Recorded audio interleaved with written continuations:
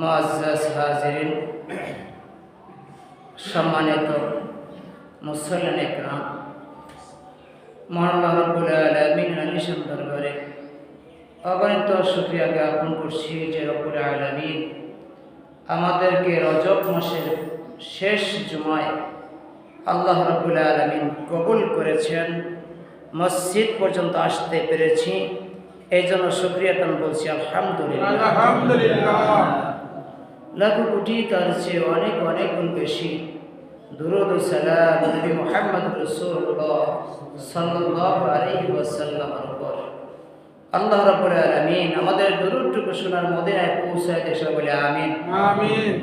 প্যারে হাজির, ধারাবাহিকভাবে মেরাজের আলোচনা চলছিল। আজকেও আলোচনা এখানেই শেষ করার চিন্তা করছি ইনশাআল্লাহ। কোরআন এবং হাদিসের আলোকে আল্লাহ রাব্বুল আলামিন যেন কোরআন এই মেরাজের কিছু কথা বলার তৌফিক দান করে, সবাই বলে আমিন আমিন।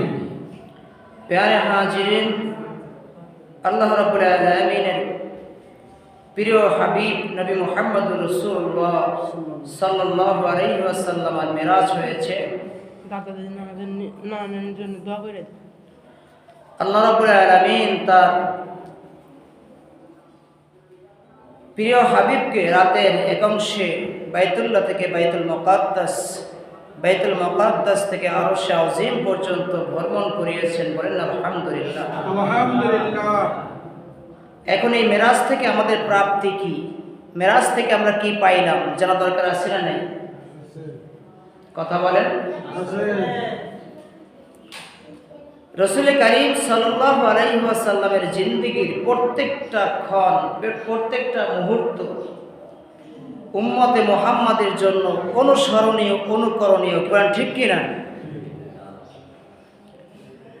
নামাজের কথা যদি প্রতি জুমায় আলোচনা হতে পারে, রমজান মাসে যদি রোজার আলোচনা হতে পারে, ঈদের সময় যদি ঈদের আলোচনা হতে পারে, শবে বরাতে যদি শবে বরাতের আলোচনা হতে পারে, শবে কদরে যদি শবে কদরের আলোচনা হতে পারে, মেরাজের রজনীতে মেরাজের আলোচনা হবে, এটাই স্বাভাবিক। কি বলেন ঠিক কিনা?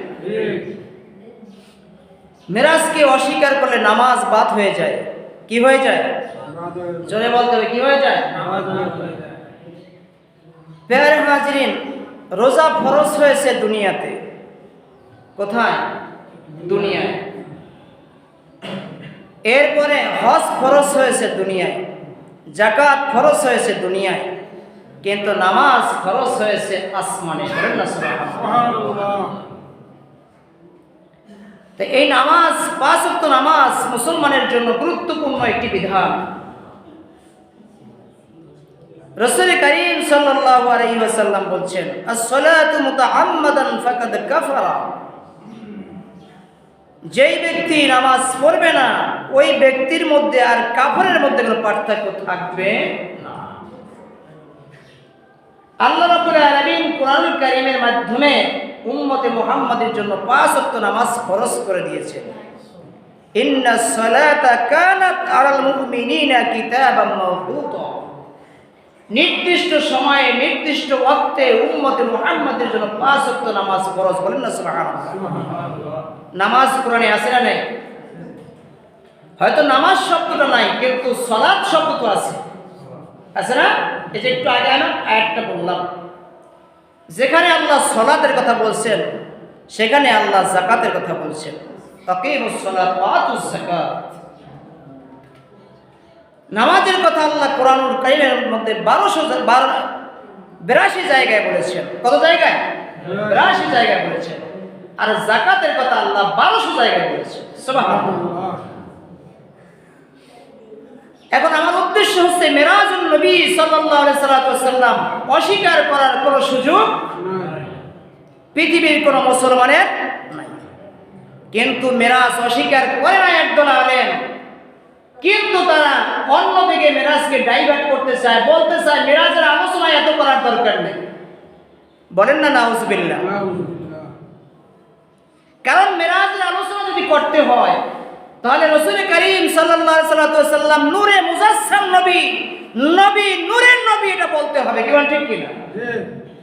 কারণ বাশার, এই বাশারিয়াত একটা দেহ বাইতুল্লাহ থেকে বাইতুল মুকাদ্দাস থেকে আরশে আজিম পর্যন্ত যেতে হলে, সেই বোরাকে চলে যেতে হলে, রফে চলে যেতে হলে অবশ্যই তার দেহটা মাটির থাকতে পারবে না, অবশ্যই তার জিসিমটা নূরের হতে হবে। সুবহানাল্লাহ।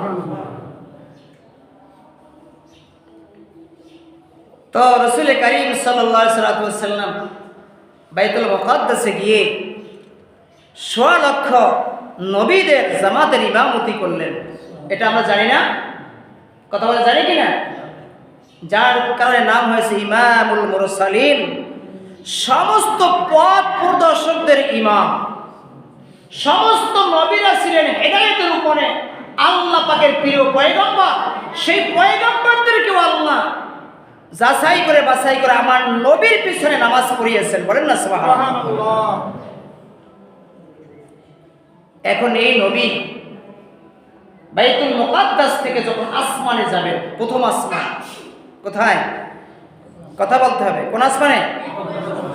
প্রথম আসমানে যখন যাবেন, আল্লাহ রাব্বুল আলামিন তার ফেরেশতা জিবরাইলের মাধ্যমে আল্লাহ রাব্বুল আলামিন জান্নাত আল্লাহ রাব্বুল আলামিন জাহান্নাম দেখিয়েছেন।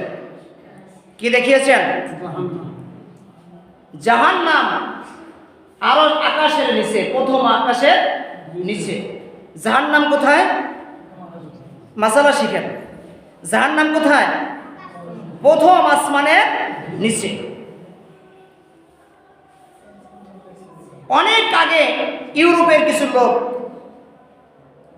তারা চেয়েছিল, বিজ্ঞানীরা চেয়েছিল যে আমরা মধ্যপ্রাচ্যের সাথে, এক দেশের সাথে অন্য দেশের সাথে আমরা আকাশ পথে যোগাযোগ না করে, নৌপথে যোগাযোগ না করে, আবার মাটির নিচে ট্যানেল তৈরি করে সেখান থেকে আমরা যাতায়াত করব।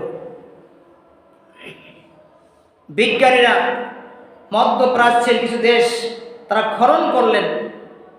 4 মাইল যখন নিচে গিয়েছে তখন তারা আর খনন করতে পারতেছে না।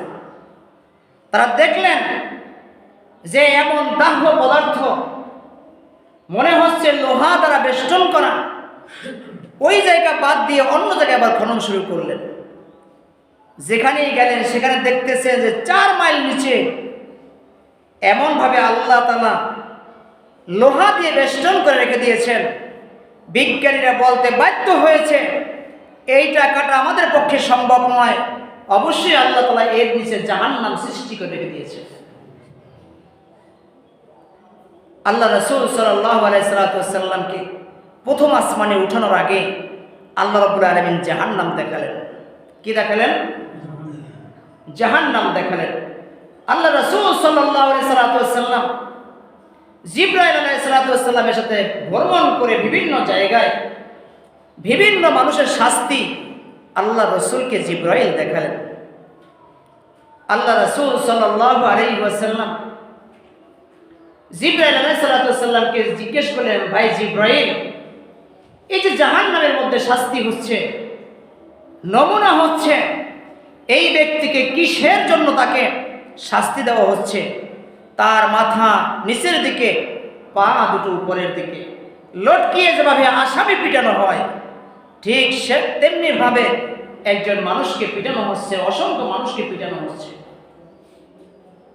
জিবরাইল আলাইহিস সালাম বলেন, ইয়া রাসূলুল্লাহ, ইয়া হাবিবাল্লাহ, এই মানুষগুলো আর কেউ নেই, এই মানুষগুলো হচ্ছে দুনিয়ার মধ্যে যারা সুদ খাইত,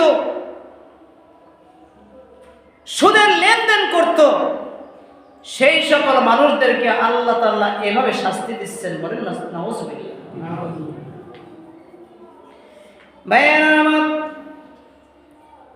আল্লাহ রাসূল সাল্লাল্লাহু আলাইহি ওয়াসাল্লাম আরো দেখতে পাইলেন একদল মানুষের মাথাটাকে চূর্ণ বিচূর্ণ করে দেওয়া হচ্ছে, মাথার মধ্যে লোহার পাথর, লোহার হাতুড়ি দিয়ে তার মাথা পিটানো হচ্ছে।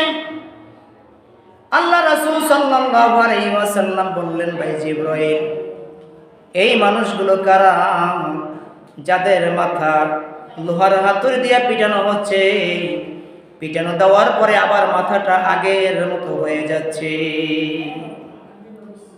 জিবরাইল আলাইহিস সালাতু ওয়াস সালাম বললেন, ইয়া রাসূলুল্লাহ, ইয়া হাবিবাল্লাহ, এই মানুষগুলো দুনিয়ার মধ্যে যখন আজান হতো তখন এই মানুষগুলো ঘুমিয়ে থাকতো, ফজরের নামাজে তারা অংশগ্রহণ করতো না।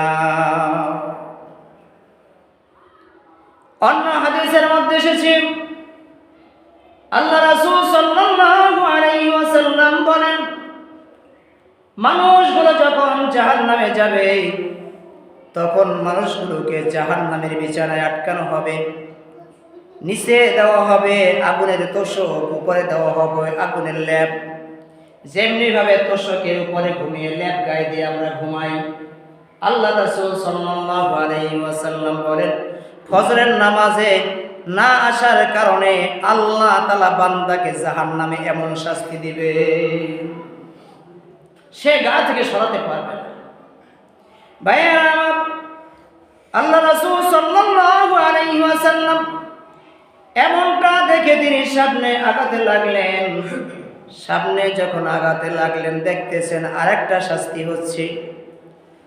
আল্লাহ রাসূল সাল্লাল্লাহু আলাইহি ওয়াসাল্লাম তিনি বললেন, ভাই, এই মানুষটার কেন শাস্তি দেওয়া হচ্ছে?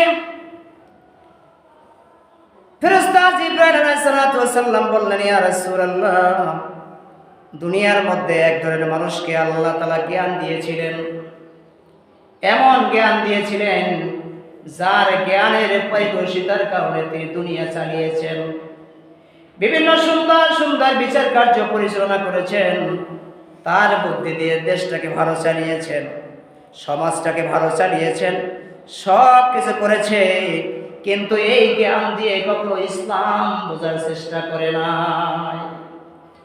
তার মধ্যে জ্ঞান আছে, তার মধ্যে এলেম আছে, কিন্তু এই এলেমটা সৎ কাজে ব্যয় করে নাই। এই এলেমটা সব সময় অন্যায় কাজে ব্যবহার করেছে, কাকে ঠকান লাগবে তাকে তার কাজে ব্যবহার করেছে, কার ক্ষতি করা লাগবে সেই কাজে ব্যবহার করেছে, যার কারণে আল্লাহ তাআলা তার মাথার মস্তকের উপরে বাড়ি দিচ্ছে। আল্লাহ রাব্বুল আলামিন কোরআনুল কারীমের মধ্যে বলছেন, ওয়ানাহশুরুহুম ইয়াওমাল কিয়ামাতি ওয়া আলা ওয়াজুহিহিম উমিয়াও ওয়া বুকুমান ওয়া সুম্মা।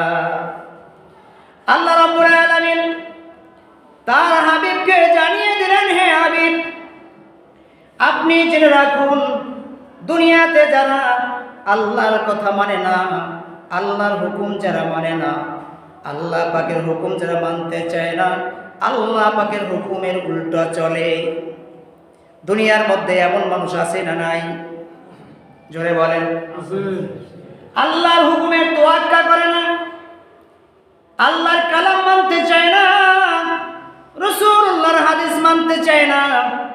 যখন নিজের পক্ষে যায় তখন হাদিস মানে, কোরআন মানে, যখন নিজের বিপক্ষে চলে যায় তখন কোরআনও মানে না, হাদিসও মানে না, বলে বড় তাল গাছটা আমার। আছে না নাই? জয় বলেন। আল্লাহ রাব্বুল আলামিন বলেন, যারা দুনিয়ার জমিনে উল্টো চলবে, কিয়ামতের দিন আল্লাহ রাব্বুল আলামিন ওই মানুষদেরকে মাথার উপরে ভর করে তারপরে হাঁটাবে। আপনি মাথার উপরে ভর করে পা দুটো উপরে দিয়ে হাঁটতে পারেন? কথা বলেন, পারেন? সাহাবায়ে কেরাম প্রশ্ন করলেন, ইয়া রাসূলুল্লাহ, ইয়া হাবিবাল্লাহ, আমরা দুনিয়ার জমিনে দুটো পাও দিয়ে হাঁটি, মাথাটা আমাদের উপরের দিকে থাকে, কেমন করে এই মানুষগুলো তার মাথা নিচে দিবে, পা দুটো উপরে দিয়ে হাঁটবে? আল্লাহ রাসূল সাল্লাল্লাহু আলাইহি ওয়াসাল্লাম বললেন, সাহাবায়ে কেরাম শুনো, যে আল্লাহ রাব্বুল আলামিন জমিনের মধ্যে পাও দিয়ে হাঁটাতে পারে, ওই আল্লাহ রাব্বুল আলামিন পা দুটো উপরে দিয়ে মাথা নিচে দিয়েও হাঁটাতে পারে। পারে কি পারে না? এই শক্তি আছে না নাই? হ্যাঁ, আছে। ভাইয়েরা আমার, হাসরের ময়দানে তিন শ্রেণীর মানুষ তিন ভাবে উঠবে। একটি হাদিসের মধ্যে এসেছে, মায়েশাতুল উমাইরা রাদিয়াল্লাহু তাআলা আনহা থেকে বর্ণিত, তিনি বলেন রাসূল করিম সাল্লাল্লাহু আলাইহি ওয়াসাল্লাম বলেন, হাসরের ময়দানে সমস্ত মানুষগুলো উলঙ্গ অবস্থায় উঠবে। আল্লাহ রাসূল সাল্লাল্লাহু আলাইহি ওয়াসাল্লামের এই কথা শুনে মায়েশাতুল উমাইরা রাদিয়াল্লাহু তাআলা আনহা বললেন, ইয়া রাসূলুল্লাহ, ইয়া হাবিবাল্লাহ, তাহলে আমরাও কি উলঙ্গ অবস্থায় উঠবো? বলে হ্যাঁ। বলে ইয়া রাসূলুল্লাহ, ইয়া হাবিবাল্লাহ, তাহলে আমাদের ইজ্জত, আমাদের আব্রুর কি মানুষ দেখবে না? আল্লাহ রাসূল বললেন, আয়েশা, ওই মানুষগুলো এত পরেশান থাকবে, এত পরেশান থাকবে, এত পরেশান থাকবে, এক মানুষ অপর মানুষের দিকে তাকানোর কোনো সুযোগ থাকবে না। এই আয়াতের তাফসীরে আল্লাহ রাসূল সাল্লাল্লাহু আলাইহি ওয়াসাল্লাম বলেন, হাসরের ময়দানে তিন শ্রেণীর মানুষ তিন ভাবে উঠবে। একদল মানুষ শরাব পান করতে করতে, পানাহার করতে করতে উঠবে, আর ওই মানুষগুলোর শরীরের মধ্যেও পোশাক থাকবে। আমরা যখন ঘরে যখন ভালো খানা হয়, তখন আমরা দেখা যায় অনেক সময় ভালো খানা হলে, আপেল কমলা হলে একটু নিয়ে বাহিরে বের হয়ে হেঁটে হেঁটে খাই, কি বলেন ঠিক কিনা? আল্লাহ রাসূল সাল্লাল্লাহু আলাইহি ওয়াসাল্লাম বলছেন, এই মানুষগুলো মুখে খানা খেতে খেতে আর এই মানুষগুলো পোশাক পরিহিত অবস্থায় আল্লাহ তাআলার হাসরের ময়দানে উঠতে পারেন না। সুবহানাল্লাহ। আর একদল উঠবে পরেশান, এত পরেশানির মধ্যে দৌড়াতে থাকবে, দৌড়াতে থাকবে, চলতে থাকবে, চলতে থাকবে, মনে হচ্ছে পিছন থেকে তাদেরকে কেউ লড়াচ্ছে, পিছন থেকে কাউকে তাদেরকে দৌড়ানো দিচ্ছে, ধাবার দেওয়া হচ্ছে। আল্লাহ রাব্বুল আলামিন হাসরের ময়দানে বলবেন, খুযুহু ফাকুল্লুহু, হে আমার ফেরেশতারা, ওদেরকে ধরো, ওদেরকে ধরে নিয়ে আসো। যখন আল্লাহ তাআলা ঘোষণা করবেন, মানুষগুলো দৌড়াতে থাকবে, দৌড়াতে থাকবে। আল্লাহ রাব্বুল আলামিনের ফেরেশতারা, এক একজন ফেরেশতা হাতে এমন শক্তি থাকবে, তাদের দেহটা এত সুঠাম থাকবে, একজন মানুষকে 40 জন জাহান্নামের ফেরেশতা ধরে ধরে ওই মানুষটাকে জাহান্নামের মধ্যে নিয়ে ফেলে দিবে। তাহলে আপনার দেহটা কেমন হবে? আমার দেহ কেমন হবে? আমাদের দেহটা এভাবে থাকবে না, আমাদের দেহটা চেঞ্জ হয়ে যাবে। কি হবে ভাইয়া আমার? আর একদল তাদের মুখের উপরে ভর করে উঠবে। আগে যেটা বললাম, ওই মানুষগুলো মুখের উপর ভর করে উঠবে। আল্লাহ রাব্বুল আলামিনের সামনে এই তিন শ্রেণীর মানুষ দণ্ডায়মান হয়ে যাবে। ভাইয়া আমার, আল্লাহ রাসূল সাল্লাল্লাহু আলাইহি ওয়াসাল্লাম যখন সামনে অগ্রসর হলেন, আল্লাহ রাসূল সাল্লাল্লাহু আলাইহি ওয়াসাল্লাম দেখতেছেন এক ধরনের মানুষের নখের মধ্যে বড় বড় নখ, তামার নখ লাগানো। এই নখ দিয়ে তার শরীরটা সুন্দর করে ছিটতেছে, নিজের শরীরটাকে সবল মারতেছে, নিজের কপালে খামচাচ্ছে, তার শরীরের মধ্যে খামচাচ্ছে। আল্লাহ রাসূল সাল্লাল্লাহু আলাইহি ওয়াসাল্লাম বললেন, ভাই জিবরাইল, এই মানুষগুলো কারা? আল্লাহর ফেরেশতা জিবরাইল। আল্লাহ রাসূল সাল্লাল্লাহু আলাইহি ওয়াসাল্লাম বললেন, ইয়া রাসূলুল্লাহ, ইয়া হাবিবাল্লাহ, দুনিয়ার মধ্যে মানুষগুলো এক মানুষ আর এক মানুষের গোশত খাইতো। কোন মানুষ কি মানুষের গোশত খায়? জোরে বলেন। মানুষের গোশত খাওয়া কি জায়েজ? এক মানুষের গোশত আর এক মানুষের জন্য আল্লাহ হারাম করে দিয়েছেন। কিন্তু আল্লাহর ফেরেশতা বললেন, দুনিয়ার মধ্যে এক মানুষ আর এক মানুষের গোশত খাইতো। এর অর্থ হচ্ছে আল্লাহ রাব্বুল আলামিন বলে দিলেন, ওয়ালা ইয়াগতাব বা'দুকুম বা'দান আয়ুহিব্বু আহাদুকুম আইয়াকুলা লাহমা আখিহি মাইতা। আল্লাহ রাব্বুল আলামিন বললেন, আমার বান্দা, তুমি কি এক মানুষ আর এক মানুষের গোশত খেতে পছন্দ করো? আল্লাহ বলে দিলেন, না না, এক মানুষ আর এক মানুষের গোশত খাওয়া পছন্দ করে না। তাহলে আমার উম্মত, হে আমার বান্দারা, তোমরা এক মানুষ আর এক মানুষের গীবত করিও না, পরনিন্দা করিও না, তার পিছনে সমালোচনা করিও না। যেই ব্যক্তি এক মুসলমান অপর মুসলমানের সমালোচনা করে, ওই মানুষটা আর এক ভাই মুসলমানের গোশত খায়। বলেন না নাউজুবিল্লাহ। আল্লাহ রাসূল সাল্লাল্লাহু আলাইহি ওয়াসাল্লাম বললেন, হে আমার উম্মতেরা, লা তাবগাদু ওয়া লা তাহসাদু ওয়া লা তাদবারু ওয়া কুনু ইবাদাল্লাহি ইখওয়ানা। হে আমার উম্মতেরা, তোমরা এক মুসলমান অপর মুসলমান ভাই ভাই হয়ে যাও। এক মুসলমান অপর মুসলমানের ছিদ্র অন্বেষণ করিও না। এক মুসলমান অপর মুসলমানের দোষ খুঁজিও না। তোমরা এক মুসলমান অপর মুসলমান ভাই ভাই হয়ে যাও। কিন্তু এখন এক মুসলমান ভাই ভাই তো ভাই ভাই থাকতে পারে না, পারে? নিজের মায়ের ভাই, সহোদর ভাই, এক মায়ের পেটের জন্ম দুই ভাই এক থাকতে পারে? ভাই আমার, সেদিকে আমি যাচ্ছি। আল্লাহ রাসূল সাল্লাল্লাহু আলাইহি ওয়াসাল্লাম এই দুনিয়ার মধ্যে অসংখ্য শাস্তি দেখলেন। দেখার পরে আল্লাহ তাআলা তার ফেরেশতাকে বললেন, আল্লাহ রাসূল সাল্লাল্লাহু আলাইহি ওয়াসাল্লামকে নিয়ে প্রথম আসমান, এখানে অনেক ঘটনা আমি বলবো না, সেদিকে দ্বিতীয় আসমান, তৃতীয় আসমান, চতুর্থ আসমান, পঞ্চম আসমান ভেদ করলেন। ভেদ করার পরে এখানে উলামায়ে কেরাম দুটি সিদ্ধান্তে উপনীত হয়েছেন। একদল আলেম উলামা বলতেছেন, আল্লাহ রাসূল সাল্লাল্লাহু আলাইহি ওয়াসাল্লাম রাআইতু রাব্বি আযজা ওয়া জাল্লা। একদল আলেম বলেছেন, আমার নবী আল্লাহ তাআলাকে স্বচক্ষে দেখেছেন। সুবহানাল্লাহ। বাড়ি যাই কইেন ভাইয়া আমার। আরেকদল বলতেছেন রাআইতু রাব্বিহি বিকলবিহি। আরেকদল বলতেছে না না, আমার রাসূল সাল্লাল্লাহু আলাইহি ওয়াসাল্লাম আমার নবীকে, আমার আল্লাহকে চর্মচোখে দেখে নাই, আমার আল্লাহকে কলবের চোখ দিয়ে দেখেছেন। এখন যদি দুই দল মারামারি করে, তাহলে ইসলামে কি ভালো হবে না মন্দ হবে? জোরে বলেন, আরো জোরে। যে ব্যক্তি বলতেছে রাআইতু রাব্বি আযজা ওয়া জাল্লা, যিনি বলতে আল্লাহ রাসূল সাল্লাল্লাহু আলাইহি ওয়াসাল্লাম বলেছেন, মুসলিম শরীফের বর্ণনা, আমি আল্লাহ তাআলা, আল্লাহ রাব্বুল আলামিনকে আমি নিজ চোখে দেখেছি। এটা মুসলিম শরীফের বর্ণনা, আমার কাছে এখানে এসেছে, আহমদ মুসনাদের মধ্যে এসেছে হাদিসটি। আরেকদল বলতেছে যে না, আল্লাহ রাসূল কি আল্লাহকে দেখা এত সম্ভব নয়। ভাইয়া আমার, আপনি আমাকে দাওয়াত দিয়েছেন, দাওয়াত দেওয়ার পরে আমি আপনার বাসায় আসলাম, আপনার ছেলে মেয়ে সুন্দর করে আমাকে আপ্যায়ন করাই দিল, আর আপনি আমাকে দাওয়াত দিয়ে পালিয়েছিলেন। কথা বলেন না কেন? এটা কি একজন ভালো মানুষের খাসলাত নাকি একজন ডুপ্লিকেট মানুষের খাসলাত? আমার আল্লাহ রাব্বুল আলামিন আমার হাবিবকে দাওয়াত দিয়েছেন আরশে আযীমে।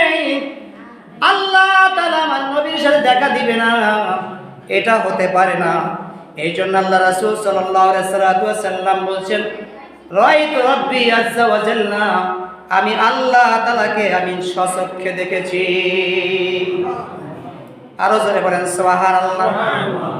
ভাইরা আমার, আল্লাহ রাসূল সাল্লাল্লাহু আলাইহি ওয়াসাল্লাম যখন আল্লাহ তাআলাকে দেখলেন, দেখার পরে বললেন, আত্তাহিয়াতু লিল্লাহি ওয়াসসালাওয়াতু ওয়াত-তাইয়্যিবাত। পারেন আপনারা? জোরে বলেন, পারেন? কোন জায়গায় পড়তে হয়? ঘুমাচ্ছেন? রাইতের মাহফিল? এই তাশাহুদ কোন জায়গায় পড়তে হয় আপনারা জানেন না? বলেন একটু সবাই। নামাজের মধ্যে তাশাহুদ পড়তে হয়। আল্লাহ রাসূল সাল্লাল্লাহু আলাইহি ওয়াসাল্লাম কি আল্লাহকে দেখে বললেন, আত্তাহিয়াতু লিল্লাহি ওয়াস-সালাওয়াতু ওয়াত-তাইয়্যিবাত। আমার মুখের প্রশংসা, কিসের প্রশংসা? আমরা প্রশংসা করি কি দিয়া? মুখ দিয়া কিনা? জোরে বলেন। আমরা মুখ দিয়া প্রশংসা করি। আমার যত ইবাদত হওয়া সম্ভব, সমস্ত ইবাদত, সমস্ত আনুগত্য, সব কিছু আল্লাহ আপনার জন্য। কার জন্য? আমরা নামাজ পড়ি কার জন্য? রোজা রাখি কার জন্য? ইবাদত বন্দেগী করি কার জন্য?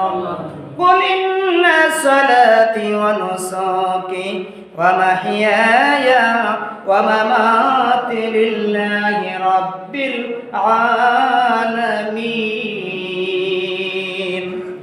আমাদের সমস্ত ইবাদত একমাত্র আমার রবের জন্য, দুনিয়ার কোন মানুষকে দেখানোর জন্য নয়, দুনিয়ার কোন মানুষের জন্য নয়। কি বলেন ঠিক কিনা?